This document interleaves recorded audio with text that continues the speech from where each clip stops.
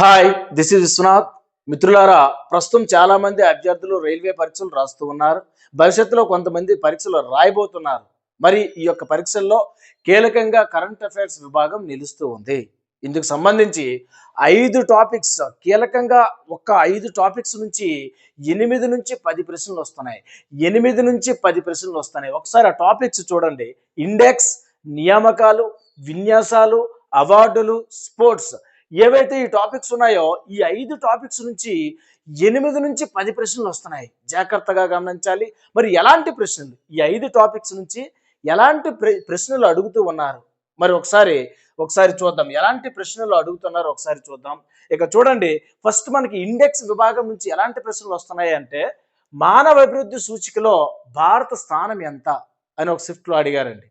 మరి మానవ అభివృద్ధి సూచికలో భారత స్థానం ప్రస్తుతం ఎంతంటే 130 అండి, 130.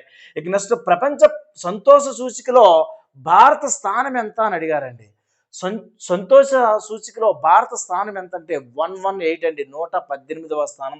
ఇక 2025 గ్లోబల్ టెర్రరిజం ఇండెక్స్ లో ఇండియా ప్లేస్ ఎంత అంటే 14th ప్లేస్ లో ఉంది. ఇండియా 14th ప్లేస్ లో ఉంది. మీరు ఇక్కడ ఉండేటటువంటి ఈ ప్రశ్నలు, ఒకసారి ఈ ప్రశ్నల యొక్క సరళి గమనించండి. ఇవన్నీ కూడా మనకి ఇండెక్స్ అనే విభాగం కరెంట్ అఫైర్స్ లో వస్తున్నాయి. ఇక నెక్స్ట్ ఇక్కడ చూడండి, నెక్స్ట్ రెండవ విభాగం నియామకాలు సంబంధించి ఎలాంటి ప్రశ్నలు ఇస్తున్నాడో ఒకసారి చూడండి.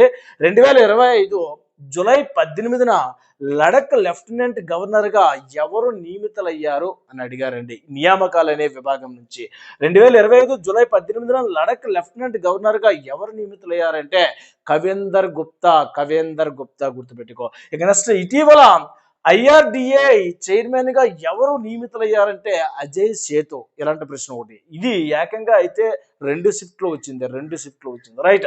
ప్రస్తుత సెబీ చైర్మన్ ఎవరు అని అడిగారండి. Tuhin Kanta Pandey present SEBI chairman. నేనేం చెప్తున్నాను అంటే, ప్రస్తుతం వస్తున్నటువంటి నియామకాలు ఏవైతే ఉన్నాయో ఈ నియామకాలకు సంబంధించి ఖచ్చితంగా చదివి వెళ్ళవలసి ఉంటుంది. ఇక నెక్స్ట్ విన్యాసాలు, దాన్ని మనం ఎక్సర్సైజెస్ అంటాం. మరి విన్యాసాలకు సంబంధించి ఎలాంటి ప్రశ్నలు అడుగుతున్నారు ఒకసారి చూడండి.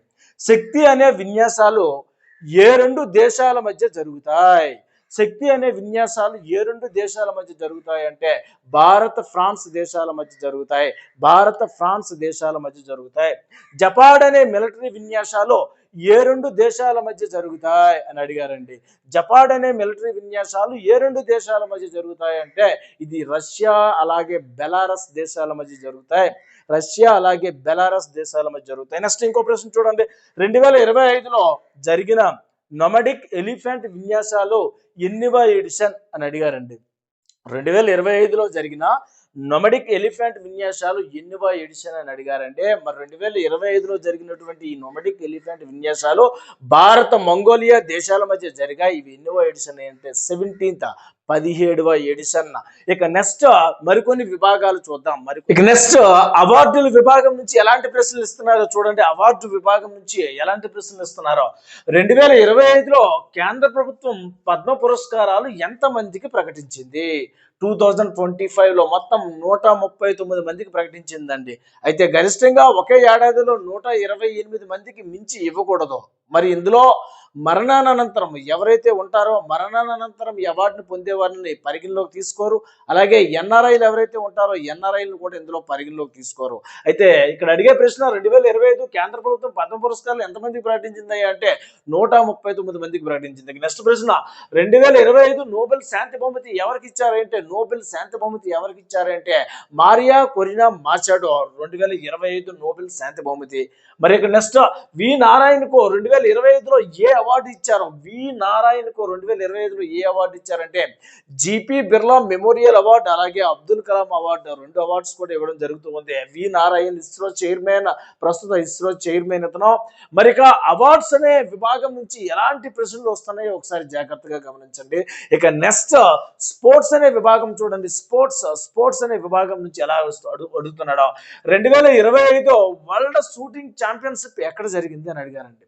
2025 వరల్డ్ షూటింగ్ ఛాంపియన్షిప్ ఎక్కడ జరిగింది అంటే ఈజిప్ట్ క్యాపిటల్ కైరోలో నిర్వహించారు 2025 world shooting championship.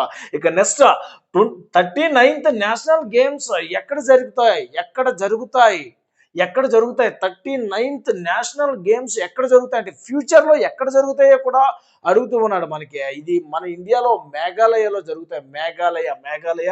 So 39వ national games మేఘాలయలో జరుగుతాయి, గుర్తుపెట్టుకో. రైట్. 2025 ఆసియా అథ్లెటిక్స్ లో ఇండియా స్థానం ఎంత అని అడుగుతున్నారండి. 2025 ఆసియా అథ్లెటిక్స్ లో ఇండియా స్థానం సెకండ్ ప్లేస్ లో నిలిచింది. మొదటి స్థానంలో చైనా దేశము, సెకండ్ ప్లేస్ లో భారత్ నిలవడం జరుగుతూ ఉంది. చూసారు కదా. అంటే నేను ఏం చెప్తున్నానంటే ఇక్కడ ఉండేటటువంటి 5 విభాగాల నుంచి 8 నుంచి 10 ప్రశ్నలు వస్తున్నాయి. మరి అభ్యర్థులు వేరు వేరు అంశాలు చదివి కాలాన్ని వృధా చేసుకోకుండా ఖచ్చితంగా ఈ 5 విభాగాలు ఏవైతే మనకి కరెంట్ అఫైర్స్ లో ఉన్నాయో ఈ 5 విభాగాలు చదివి పరీక్షలకు హాజరవ్వండి. మరి నెక్స్ట్ మరి సరికొత్త వీడియోతో మళ్ళీ మనం కలుద్దాం. బాయ్.